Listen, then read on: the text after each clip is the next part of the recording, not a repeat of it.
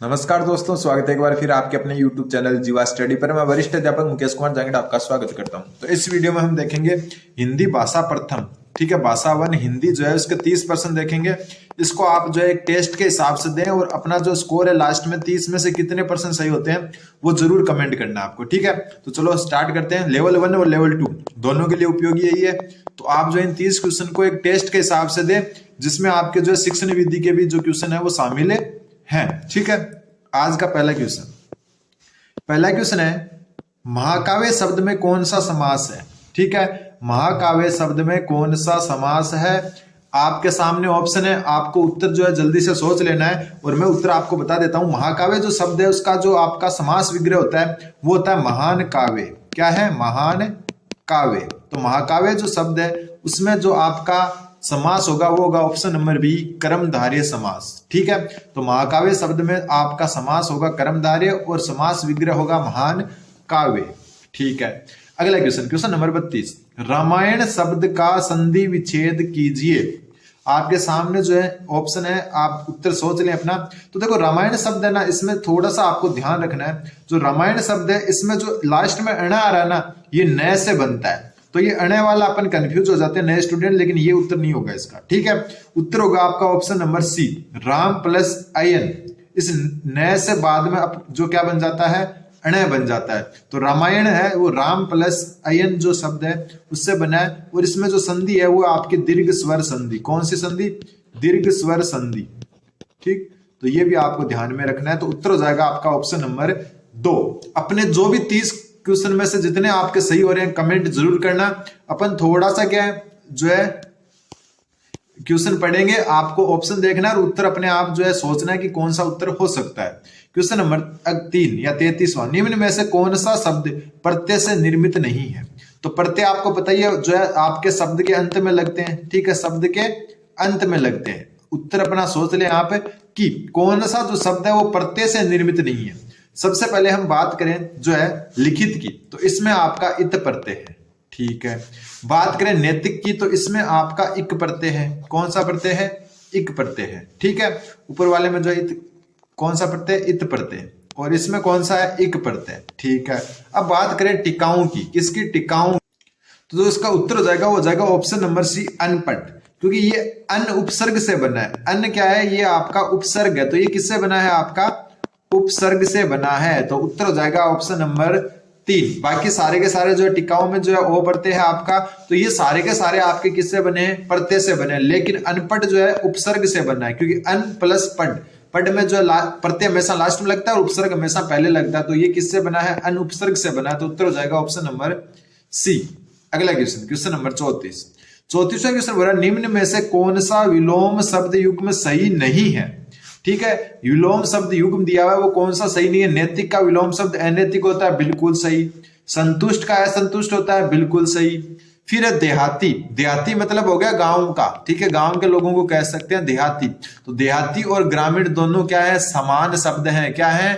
समान शब्द है। देहाती का एक प्रकार से शहरी होना था, तो ये जो है उत्तर हो जाएगा। क्यों? क्योंकि देहाती और जो आपका ग्रामीण है दोनों का अर्थ क्या होता है? गांव का, ठीक है। तो गांव का होने की वजह से क्या हो गया? समान शब्द हो गए। तो उत्तर हो जाएगा ऑप्शन नंबर 2, क्योंकि आपको विलोम शब्द युग्म सही नहीं बताना था, तो दूसरा जो है वो इसका सही उत्तर हो जाएगा। अगला क्वेश्चन नंबर 25वां क्वेश्चन बोल रहा है निम्न में से कौन सी जातिवाचक संज्ञा नहीं है। तो जातिवाचक संज्ञा के बारे में हम डिटेल से जान चुके हैं। जातिवाचक संज्ञा वो होती है जो क्या करे? एक समूह का बोध कराए, समूह का बोध करवाए, या फिर हम कह सकते हैं जाति का बोध करवाए।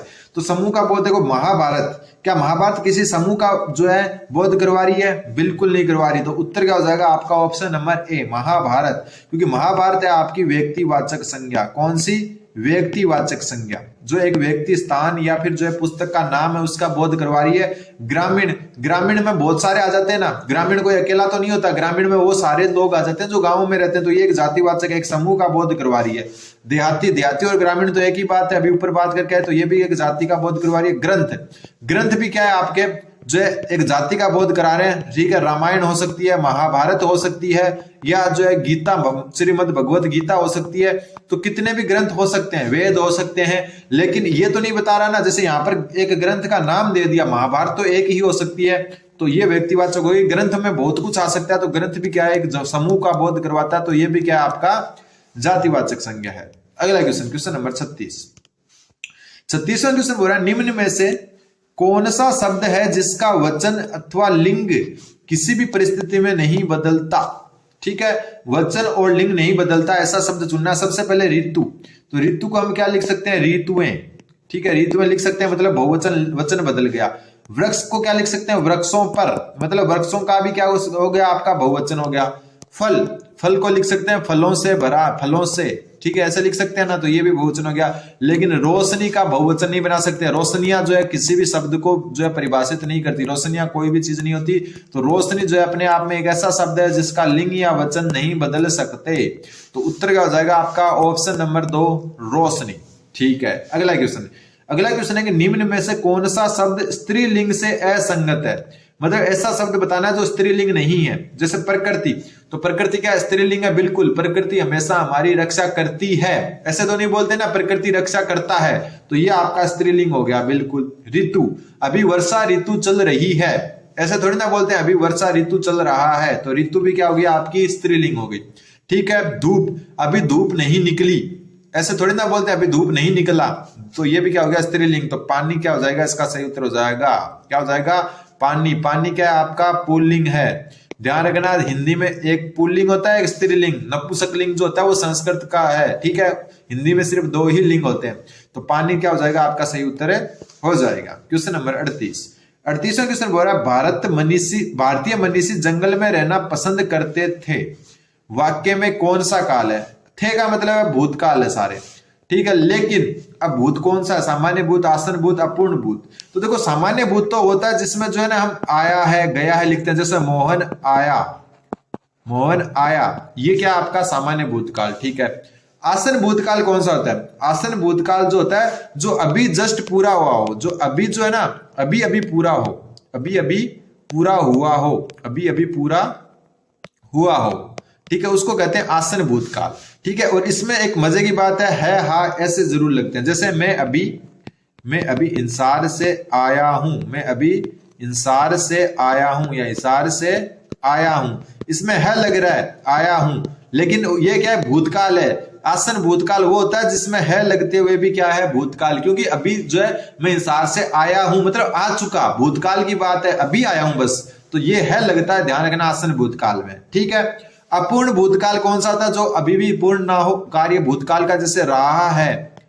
ठीक है, नहीं रहा था, रही थी, ऐसे लगते हैं, इसमें थी लगेगा, रहा था, रही थी, ऐसे शब्द यूज हो जाए ना कंटिन्यूस वाले, तो ये क्या हो जाएगा आपका अपूर्ण भूतकाल। तो ये जो है ना आपके फिर है भारतीय मनीषी जंगल में रहना पसंद करते थे, मतलब अभी जो मनीषी का मतलब हो गया ऋषि मुनियों से, तो भारतीय जो ऋषि मुनि वो जंगल में रहना पसंद करते थे, वर्तमान में नहीं करते, तो ये हो गया आपका पूर्ण भूतकाल। ऑप्शन नंबर सी इसका सही उत्तर हो जाएगा। अगला क्वेश्चन नंबर 39वां क्वेश्चन बोल रहा है सूर्य और चंद्र दर्शन नित्य और नैमित्तिक कार्यों में शुभ माना जाता है। रेखांकित शब्द का अर्थ बताओ। जो नैमित्तिक शब्द है उसका अर्थ क्या होगा, नित्य किया जाने वाला, तो ये तो नहीं है क्योंकि नित्य शब्द तो पहले यूज हो गया। निमित्त करने वाला, तो ये भी नहीं है। फिर निमित्त से किया जाने वाला, बिल्कुल नियमित मतलब हो गया कि जो है एक जो प्रकृति से जो है एक प्रकार से जो संबंधित हो, तो निमित्त से किया जाने वाला होगा, नैमित्तिक का जो अर्थ हो जाएगा। तो ऑप्शन नंबर 20 का सही उत्तर हो जाएगा। ठीक है, अभी तक अपना स्कोर काउंट करते रहे कि कितने सही हुए, 9 में से आपके। फिर दीपक का बड़ा भाई राकेश गायों को नहला रहा है। वाक्य में उद्देश्य का विस्तार बताओ। तो देखो उद्देश्य का विस्तार क्या होता है, उद्देश्य के विस्तार से मतलब है कि जो शब्द जो किसी अन्य शब्द का परिचय देने के लिए उपयोग हो, अन्य शब्द का परिचय देने के लिए उपयोग हो, वह शब्द जो अन्य शब्द का परिचय देने के लिए उपयोग हो। ठीक है, वापस ध्यान रखना, उद्देश्य का विस्तार क्या होता है कि ऐसे शब्द जो किसी अन्य शब्द का परिचय देने के लिए उपयोग हो। तो इसमें कौन से शब्द जो ऐसे हैं जो अन्य शब्द का जो है परिचय दे रहे हैं। राकेश का परिचय को कैसे दिया जा रहा है कि दीपक का बड़ा भाई, तो उद्देश्य का विस्तार क्या हो जाएगा, ऑप्शन नंबर ए, दीपक का बड़ा भाई। क्योंकि ये जो दीपक का बड़ा भाई शब्द है ये राकेश जो शब्द है उसका परिचय देने के लिए यूज लिया है। तो जो शब्द अन्य शब्दों का परिचय देने के लिए उपयोग होते हैं उनको कहते हैं उद्देश्य का विस्तार। तो उत्तर हो जाएगा ऑप्शन नंबर ए। अगला क्वेश्चन, क्वेश्चन नंबर 41वां क्वेश्चन बोल रहा है अर्थ के आधार पर वाक्य का भेद कौन सा नहीं है। कल वाली क्लास देखिए तो आपको पता है अर्थ के आधार पर 8 भेद होते हैं, 8 के मैंने नाम भी बताए थे। और रचना के आधार पर 3 भेद होते हैं, 3 के मैंने नाम भी बताए थे। ये 8 को भेदों को आप जो है वापस पीछे वाली क्लास में जाकर देख लेना, अगर पिछली 2 क्लासें नहीं देखी है। तो रचना के आधार पर मैंने बताया था सरल या साधारण वाक्य, संयुक्त वाक्य और मिश्र वाक्य, ये 3 होते हैं। ये नाम मैं आपको वापस बता देता हूं। बाकी जो है अर्थ के 8 प्रकार होते हैं, वो संकेतात्मक, संदेहात्मक, इच्छार्थक, निषेधार्थक, वो सारे के सारे आपको याद रखने हैं। तो देखो रचना के आधार पर कौन से, सरल, संयुक्त और मिश्र। तो उत्तर हो जाएगा मिश्र वाक्य। क्यों? क्योंकि यहाँ पर बोला अर्थ के आधार पर कौन सा भेद नहीं है, चौथा नहीं है। क्यों? क्योंकि यह रचना के आधार पर भेद। किसके आधार पर? रचना के आधार पर। संकेतार्थक, निषेधार्थक और इच्छार्थक, ये सारे के सारे आपके अर्थ के आधार पर भेद हैं। अगला क्वेश्चन, क्वेश्चन नंबर 42वां क्वेश्चन। आज जो ये भी कल मैंने आपको जो है बता दिया था, कुएं में भांग पड़ना मुहावरे का क्या अर्थ है। तो कुआं क्या होता है? पूरे गांव या पूरे के पूरे जो अपना समाज होता है, एक पूरा गांव होता है, उसके लिए पानी का संसाधन होता है। तो कुएं में भांग पड़ने का मतलब हो गया पूरे के पूरे गांव की जो है मति मारी जाना, बुद्धि मारा जाना। तो उत्तर हो जाएगा इसका ऑप्शन नंबर ए। अगर मेरी क्लास से रेगुलर देख रहे हो तो आप ये क्वेश्चन आराम से कर देते, क्योंकि ये क्वेश्चन अपन पहले कवर कर चुके हैं। तो सबकी बुद्धि मारे जाना जो है वो क्या हो गया? कुएं में भांग पड़ना जो है इसके मुहावरे का अर्थ क्या हो गया? सबकी बुद्धि मारे जाना या सबकी मति मारा जाना। फिर निम्न में से लोकोक्ति नहीं है, लोकोक्ति नहीं है। ये थोड़े से हार्ड क्वेश्चन होते हैं कि निम्नलिखित में से कौन सी जो है लोकोक्ति नहीं है।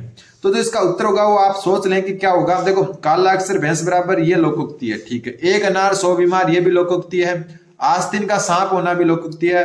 उल्टे बांस बरेली का, ये आपका जो है क्या है? लोकोक्ति नहीं, सॉरी ये भी लोकोक्ति है, गलत बता दिया मैंने। आस्तीन का सांप होना जो है लोकोक्ति नहीं है। उल्टे जैसे अपने जो है ना ये बरेली का, ये जो मतलब अपने जो है ना मतलब साधारण जो गांव शहर इनके नाम आते हैं ना, ठीक है, लोकल लैंग्वेज के हिसाब से, जैसे बरेली यूपी का शहर है तो ये तो लोकोक्ति होना ही है। आस्तीन का सांप होना ये लोकोक्ति नहीं है, ठीक है। ये आपका मुहावरा क्या है? मुहावरा, ठीक है। लोकोक्ति होती है जो लोकल होती है, अपने जो आम बोलचाल की होती है, और मुहावरे होते हैं हिंदी भाषा के, ठीक है। तो मुहावरा हो गया आस्तीन का सांप होना। क्वेश्चन नंबर 44 में कैसा है? उद्धरण चिन्ह कौन सा है?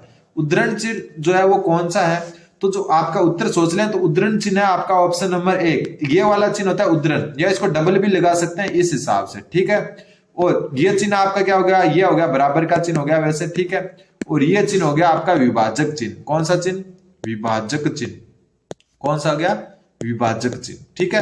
तो ध्यान रखना उद्धरण चिन्ह जो होते हैं ना वो ऐसे होते हैं, जैसे कोई बात लिख रहे हैं जो है नाम लिख देते हैं, जैसे कोई भी नाम लिख देते हैं जीवा, तो ये लगा दिया, या डबल लगा दिया जीवा, तो ये क्या हो गया? आपका जो है उद्धरण चिन्ह हो गया। अगला क्वेश्चन, क्वेश्चन नंबर 45वां क्वेश्चन बोल रहा है कठोर मेहनत करने वाले आप, कठोर मेहनत करने वाले आप इतने आलसी कैसे बन गए? रेखांकित पदबंध कौन सा है? तो अपन कठोर मेहनत से जो है डायरेक्ट उत्तर क्या टिकाएंगे? विशेषण पदबंध जो है ना, विशेषण पदबंध है उसको सही उत्तर मानेंगे। लेकिन एक बात हमेशा ध्यान रखना, करने वाला, ठीक है, जैसे मान लो कि कठोर मेहनत करने वाला, या फिर मान लो कोई और शब्द, शहर की तरह दहाड़ने वाला, शहर की तरह दहाड़ने वाला, मतलब जो ये वाला हो ना किसी की तरह, मतलब तुलना की गई हो, क्या की गई हो? तुलना।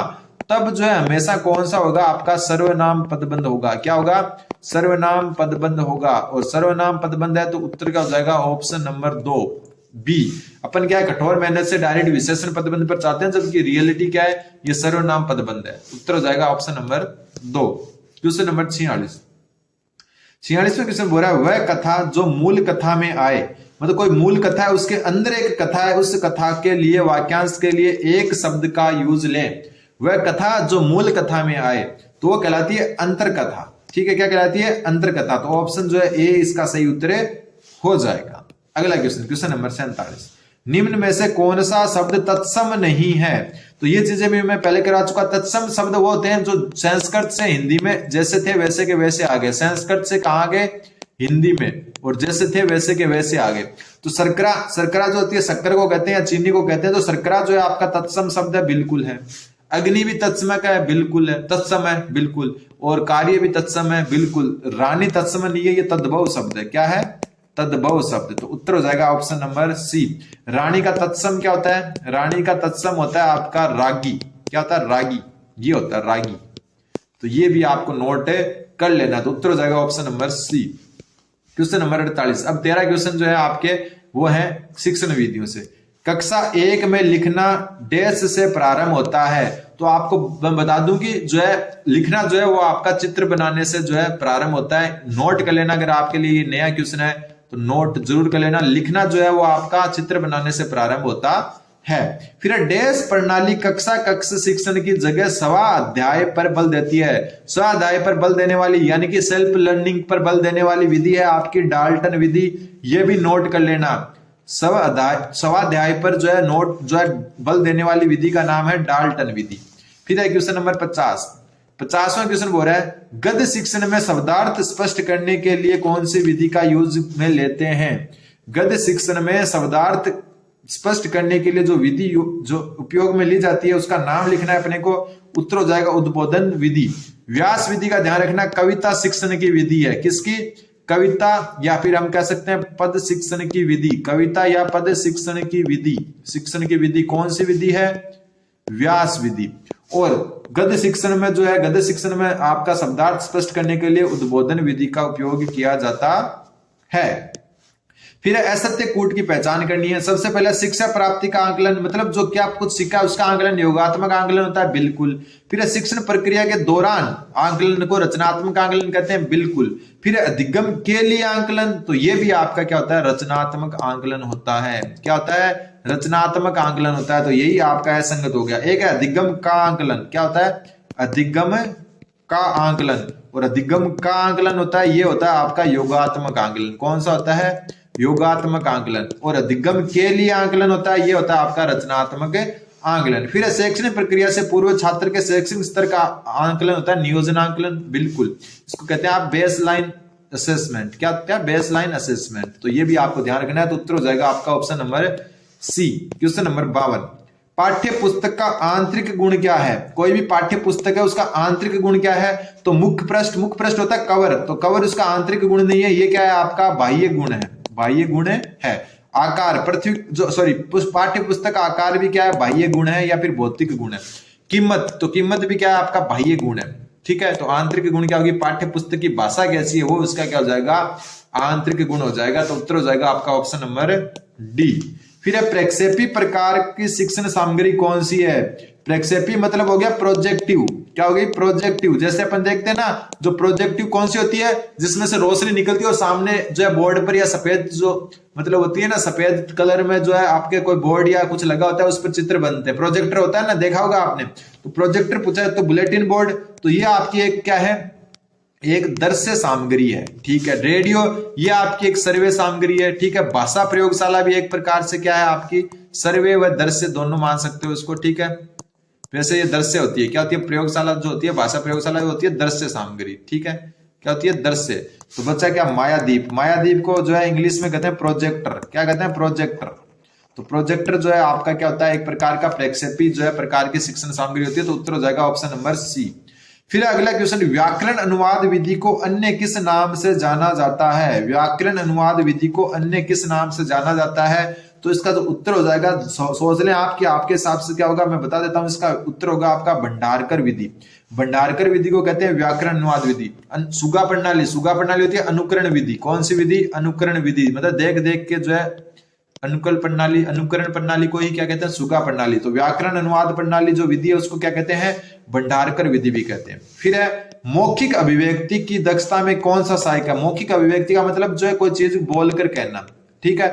अब उत्तर तो एकदम इजी हो जाएगा। प्रार्थना पत्र में तो क्या करते हैं? हम लिखते हैं, तो ये तो हो नहीं सकता। पत्र भी लिखते हैं, ये नहीं हो सकता। निबंध भी लिखते हैं, ये नहीं हो सकता। ये सारे लिखित अभिव्यक्ति के साधन है। तो मौखिक के कौन सा हो जाएगा? वाद विवाद। इसमें हम बोलते ज्यादा हैं। क्वेश्चन नंबर 56, थोड़ा छोटा करना पड़ेगा। 56वां क्वेश्चन बोल रहा है कि बोलना मनुष्य को पूर्णता तक पहुंचाता है लेकिन लिखना आदमी को परम शुद्ध बनाता है। आज सुबह वाली क्लास देखिए तो आंख बंद करके ये उत्तर कर देते आप। कि बोलना मनुष्य को पूर्णता तक पहुंचाता है लेकिन लिखना व्यक्ति को परम शुद्ध बनाता है। लेखन कौशल का ये कथन किसने कहा? तो उत्तर हो जाएगा option number B D, Bacon ने। किसने कहा? बेकन ने। और आज सुबह वाली क्लास में ही मैंने ये करवाया था कि बोलना मनुष्य को पूर्णता तक पहुंचाता है लेकिन लिखना आदमी को परम शुद्ध बनाता है। सुबह वाली क्लास नहीं देखी तो वन लाइनर जो है हिंदी की शिक्षण विधियों की क्लास डाली थी मैंने, टॉप 40 क्वेश्चन जो बार बार आए हैं वो क्वेश्चन वहां पर करवाए गए हैं, जाकर जरूर देखें। अगला क्वेश्चन नंबर 57वां क्वेश्चन बोल रहा है भाषा शिक्षण का सिद्धांत कौन सा है? तो क्रियाशीलता का सिद्धांत, बिल्कुल क्रियाशील तो रहना ही होगा। रुचि का सिद्धांत, बिल्कुल रुचि तो आपको होनी चाहिए सीखने के लिए। स्वाभाविकता का सिद्धांत, बिल्कुल, तो उपयुक्त सभी इसका सही उत्तर हो जाएगा। तो भाषा शिक्षण के सिद्धांत कौन सा है? क्रियाशीलता का, स्वाभाविकता का और रुचि का सिद्धांत होता है। क्वेश्चन नंबर 58, एकांतर प्रत्युत्तर प्रश्नों को अन्य किस नाम से जाना जाता है? तो एकांतर जो प्रत्युत्तर है, प्रत्युत्तर होना चाहिए यहाँ पर, ठीक है। तो एकांतर प्रत्युत्तर का मतलब है कि या तो सत्य है या असत्य है, एकांतर क्रम से चलते हैं, या तो सत्य है या असत्य, सत्य असत्य। तो इनका वर्गीकरण किस हिसाब से होगा? सत्य असत्य प्रश्न के रूप में होगा। ऑप्शन नंबर सी इसका सही उत्तर हो जाएगा। फिर है क्वेश्चन नंबर 59। कई बार अपन क्या करते हैं, उपयुक्त सभी देखते ही सोचते हैं कि उपयुक्त सभी इसका उत्तर होगा, लेकिन देखो ये क्वेश्चन देखो, निदानात्मक परीक्षण से क्या तात्पर्य है? तो देखो इसका उपयुक्त सभी नहीं होगा। सबसे पहले छात्र की अधिगम कठिनाइयों के कारणों का पता लगाना, तो बिल्कुल ये निदानात्मक परीक्षण का ही जो क्या होता है, क्या भाग होता है। मतलब निदानात्मक परीक्षण का मतलब है जो अधिगम संबंधी कठिनाइयां आ रही है उनका पता लगाना, छात्र की अधिगम कठिनाइयों को दूर करना। तो ये आपका उपचारात्मक शिक्षण का क्या है, जो है कार्य है।